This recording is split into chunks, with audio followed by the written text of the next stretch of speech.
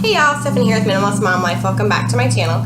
Today I am talking about probably my second favorite subject next to minimalism, and that is debt-free living. I am very passionate about our family continuing to live debt-free and sharing with other families how they can as well. So I wanted to give you guys just a few ideas of how the two I think kind of mesh together. So these aren't going to be like specific tips necessarily, like 1, 2, 3, 4, 5, like most of my sit down videos, just kind of a general conversation about minimalism and debt-free living. And I'm going to be candid with you in some of this about our own journey and where we are at. We do have a house payment, but other than that, we are debt-free and always have been, and Lord willing and wise decisions, we always will be. So, and eventually get rid of the house payment as well. So I think at the bottom line, at the heart of both minimalism and debt-free living is really a heart of contentment. It's really saying what we have is enough and that we're thankful for it and that we don't always need more, new, and better. That we really appreciate what we already have in our home, and the things that we don't appreciate, we don't need to have. So maybe we can sell, maybe we can share with someone else, maybe we can give it away. But not to always be going out looking to get the more, the new, and the better. An example of that in our lives is our cars. We have just known that cars were not going to be something that was going to be a high priority for us. So we have 2 cars, which is a blessing, but mine is 16 years old and my husband's is 10 years old. So they're not fancy and they're not new, but they're reliable. Toyota, woo woo.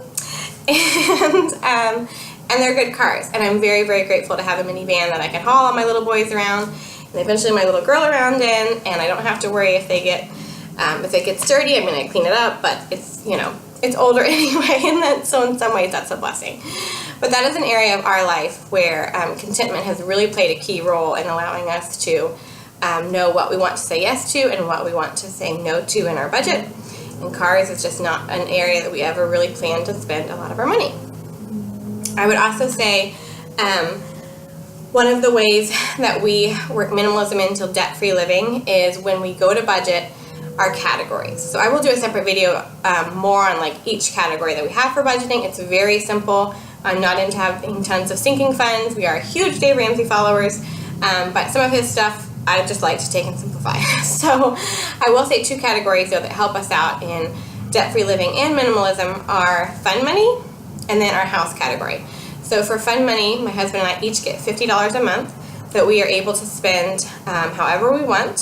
So girls, this is where I get the money for my clothes, pedicures with friends, makeup, I'm going to get my hair cut, all of that comes from that $50 a month. Same thing for my husband. And this has gone down. I think it was around $100 when we first got married. But as we've continued to look at our budget, we have just decided other areas that we wanted to save. So I think it was about a year and a half, 2 years ago, we said we were getting $75 a month for our fun money. And we were like, hey, if we each took $25 less out of that and only had $50, then we could have $600 a month, taking that aside, for a trip for the 2 of us to take together every year. And that was something that was way more important to us, to get to travel and have a little weekend away every year than to have just more stuff. Again, debt-free living, we know we want to travel, we're not going to put it on a credit card. And minimalism, we know that stuff is not as important to us as spending time together and those experiences, so those decisions go hand in hand. Another way we do this is with our house budget. So what I mean by house is anything that the house needs. So I usually make our budget about halfway through the month we're in for the next month, and that gives me time to kind of tweak it, time to really discuss it with Jason, make sure it's what we want. The majority of our budget is the exact same every single month. It just rolls over because we don't have any debt, payments or anything. It's pretty simple. But our house budget is one that we look at and say, what needs done? And this is an area that we can make less if we're saving for like a specific mission trip. Like we are currently saving right now, almost done saving for it, but still saving a little bit more for a mission trip for next summer. And so we know that house projects are not going to be an area that we're going to spend a lot of money in the next couple of months. But if my husband knows that there is a sprinkler that's going to need fixed in the front yard, or if I'm just dying for some new throw pillows or something, then that's something that we're going to discuss and we're going to put in the budget. But what that does is that keeps us from just bringing stuff into your home. So I'm not out there buying all of the cute 4th of July decorations the Target Dollar Spot has, and he's not going to Home Depot buying all of the tools for gardening or whatever boys buy at Home Depot, because we've set it in stone. You know, this is the amount of money we have. We're going to have a little leeway there, but this is what we have to spend on the house. And so that really helps us out with what we're bringing into our home. And then other than that, we don't have lots of extra categories. Everything else is definitely intentionally going towards saving towards something or just towards the general expenses of life. And that keeps our house from getting cluttered with stuff that we don't want or that we love but we only love for a month. Keeps my closet very manageable, my wardrobe manageable. If you see my makeup video, you know I don't have a ton of makeup, and that is why. And I think, again, if you have a heart that is content, you will be happy, regardless of if your fund money is $200 or $25. You can learn to enjoy it and spend it on things that you enjoy so that your house is not full of stuff that you don't really want to be taken care of. You're not buying things that you end up donating to Goodwill 2 months later or forgetting about.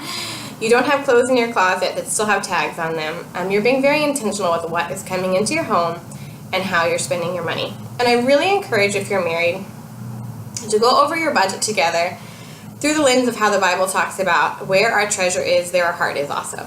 So when you're making your budget, if you're a Christian, I would just say pray. Allow God to use that as a time to even convict you as to where you're putting your treasure and to where your heart is. Certainly, I'm not perfect at this. My husband is not perfect at this. We are all sinners in need of grace. But a budget is a really great way to see what you as a family are prioritizing. And whether that's giving to your church or not giving at all, or giving to World Vision, or just giving all in interest to American Express. Look at your budget through a lens of what is important to you. That's the whole idea behind minimalism as well, right? You're looking around your home, you're looking at your life and saying, I want to simplify to only what is actually important. And you can do the same thing with your budget. What is important to your family? What's going to matter to you 10 years from now? And that's where your money should be going. And that's what should be in your home, are those things. So I think the two definitely meet. It's definitely a topic I will discuss more in future videos, but I wanted to give just a little bit of a taste of my thoughts on minimalism and debt-free living. And again, I will have a video about our budget more in depth. If you have any questions for me about debt-free living or minimalism, again, leave them in the comments down below. If you have any comments or suggestions yourself, again, leave them and we will have a conversation down there. Thank you so much for watching this video, and if you enjoyed it, give it a thumbs up. And if you're new, don't forget to subscribe. Thanks, y'all.